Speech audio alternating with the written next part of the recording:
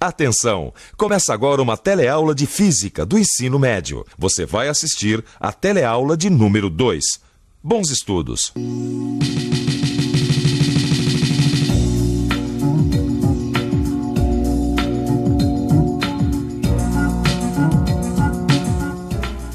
Oi, você viu futebol do final de semana?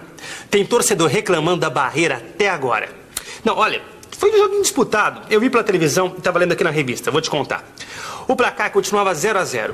Aí aos 45 minutos do segundo tempo, o juiz marca uma falta na entrada da área. Não, era meio gol.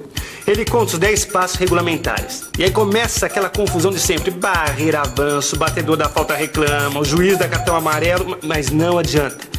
Então o juiz autoriza a cobrança e a torcida fica na maior expectativa. E gol! Gol que nada, bola na barreira que avançou pelo menos 1 metro. Bom, coisas de futebol. Fazer as medidas mais ou menos já faz parte do jogo, mas nem sempre as coisas podem ser assim. Você, por exemplo, compraria um terreno medido como um juiz de futebol mede a distância de uma barreira? Eu não. Às vezes é necessário uma precisão maior nas medidas. Na física, para fazer um gol, ou melhor, para resolver um problema, é preciso medidas precisas. A nossa teleaula de hoje está começando agora. Hoje você vai ver a importância das grandezas, padrões e unidades para as medições. Vai aprender o que são grandezas fundamentais e grandezas derivadas. E vai ficar sabendo da utilidade do Sistema Internacional de Unidades.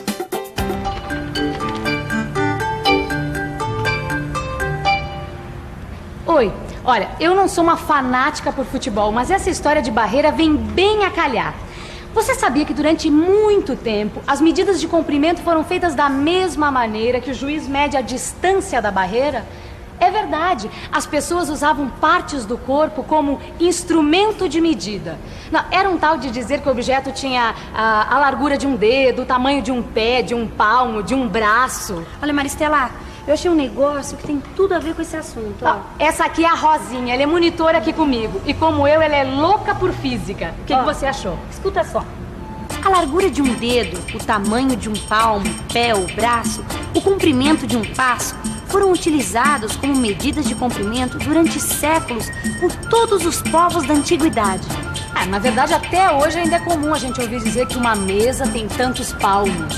Pois é, mas aqui está dizendo que à medida que o comércio entre os povos foi se desenvolvendo, surgiu a necessidade de criar padrões utilizados por todos.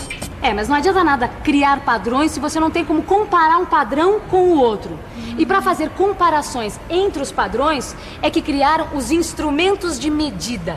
Mas aqui está dizendo que esses instrumentos de medida foram sendo tão aperfeiçoados que exigiram padrões de medidas mais precisas. É verdade. E com essa história da necessidade de fazer medidas cada vez mais precisas, a física saiu lucrando. Porque você sabe, na física, quanto mais preciso, melhor. Mas a gente não pode esquecer que existe um montão de grandezas, padrões e unidades. E que a física não trabalha com todas essas grandezas, padrões e unidades. Verdade, a Rosinha tem toda a razão. A física procura trabalhar com o menor número possível de grandezas, padrões, unidades. É para simplificar suas tarefas, para facilitar a vida de quem trabalha com a física e precisa trocar informações a toda hora. Bom, mas vamos começar do começo. Esse negócio de medir as coisas tem um limite, não é? Afinal, nem tudo pode ser medido, não é mesmo? Por favor, cidadão, você poderia me dizer qual a quantidade de preguiça que você está hoje? 80%. Muita. E qual a quantidade de amor que você tem para dar? 100%. 100%. Tô cheia de amor para dar, meu filho. O coração tá cheinho de amor para dar, viu? Quer um pouco? E ainda, qual a quantidade de felicidade que você teve essa semana? 40%. Essa semana eu tive só desgosto, só tristeza, me roubaram a bicicleta, essa aqui já é outra. Várias felicidades.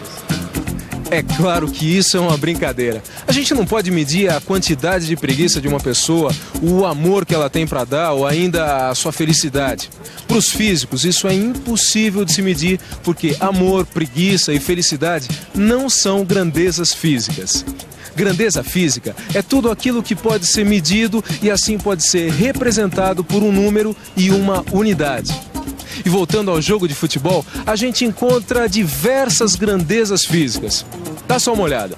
A bola deve ter entre 400 e 500 gramas, deve estar a 9,15 metros da barreira e a partida deve durar 90 minutos. Ou seja, aqui estão implícitas 3 grandezas físicas e suas unidades.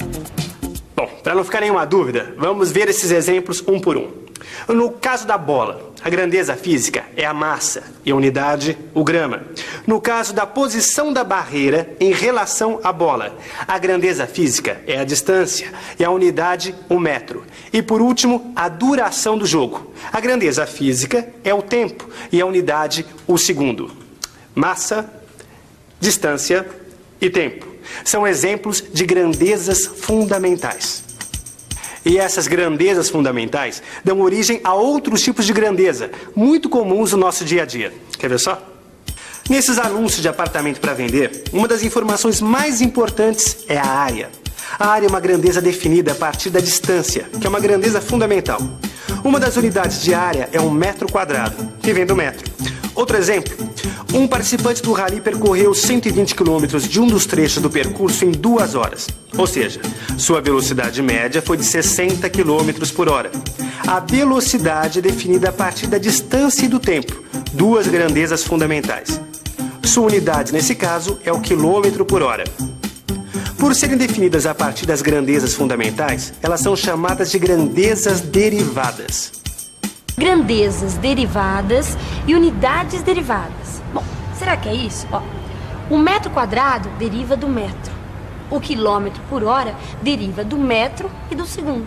É isso mesmo, Maristela? Perfeito, Rosinha, é isso mesmo. Grandezas derivadas e unidades derivadas.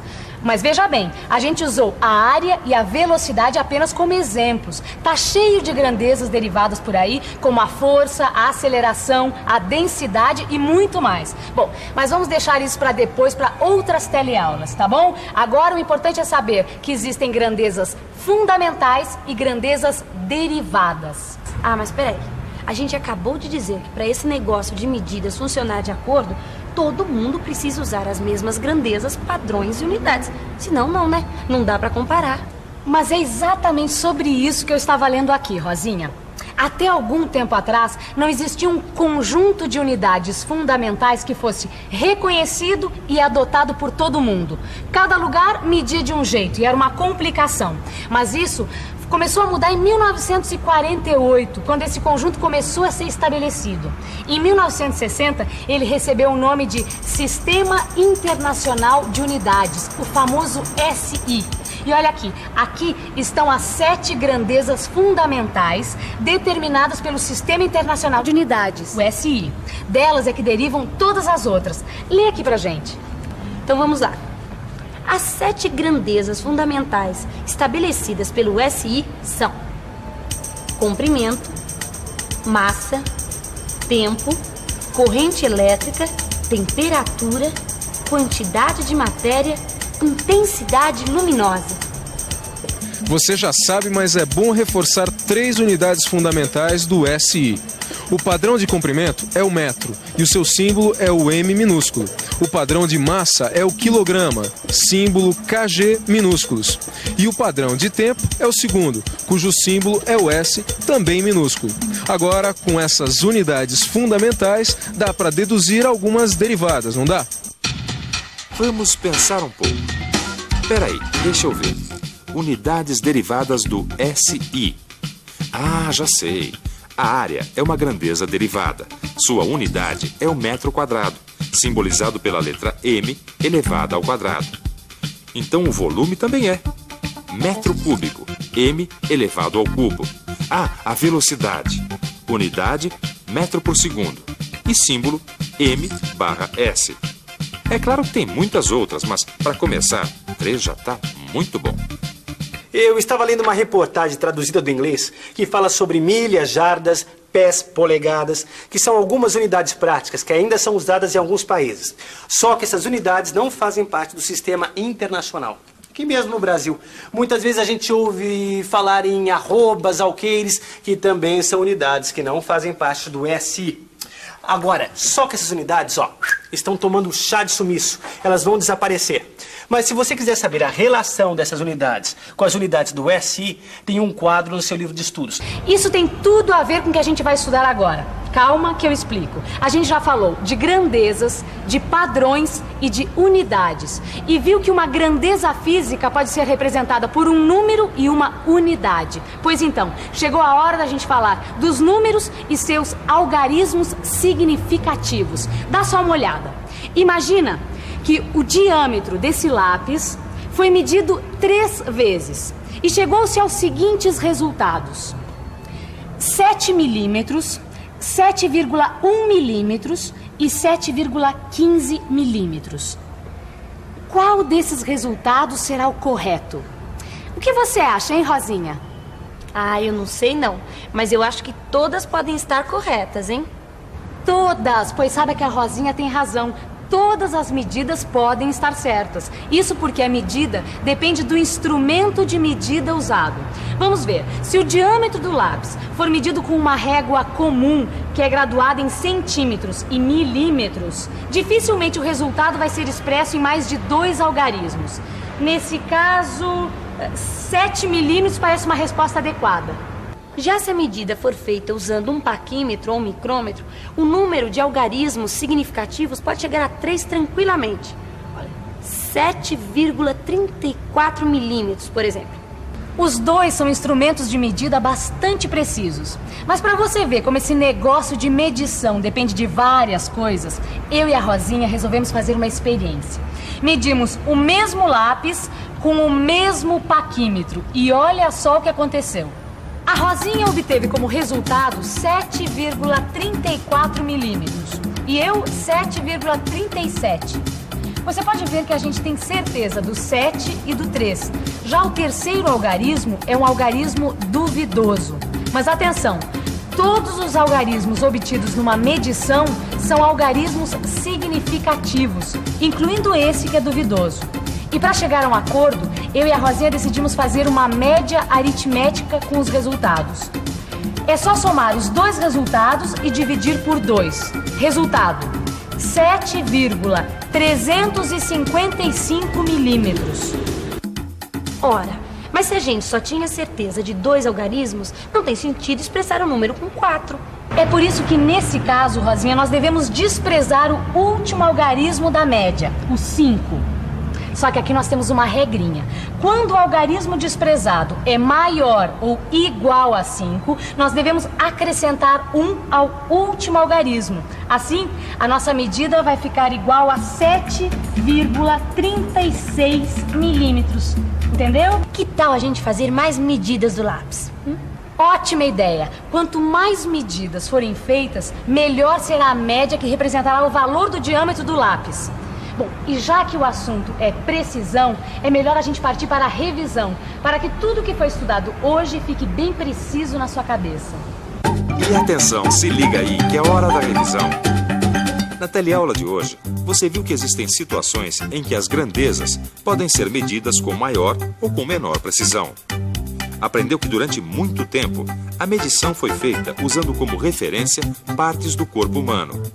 Mas que com a evolução do comércio, surgiu a necessidade de criar padrões mais precisos e instrumentos de medidas capazes de compará-los. Você ficou sabendo o que são grandezas fundamentais, como a distância, a massa e o tempo. E também o que são grandezas derivadas, como a área e a velocidade. E por último, viu o que são os algarismos significativos e qual sua importância na medição. É muito fácil perceber que o nosso dia a dia está cheio de grandezas, unidades, padrões, instrumentos de medida. A vida moderna exige, mas é sempre bom lembrar que fomos nós, seres humanos, que criamos isso. E que toda medida é um esforço que a gente faz para compreender e interpretar a natureza. Assim, não existe uma medida perfeita, mas é claro que existem tipos de medição adequados para cada caso. Na Fórmula 1, por exemplo, o tempo precisa ser medido em milésimos de segundo. Já a gente não precisa de tanta precisão para saber que a nossa teleaula de hoje chegou ao fim. Agora é com você. Até a próxima e bons estudos, hein? Tchau. Tchau.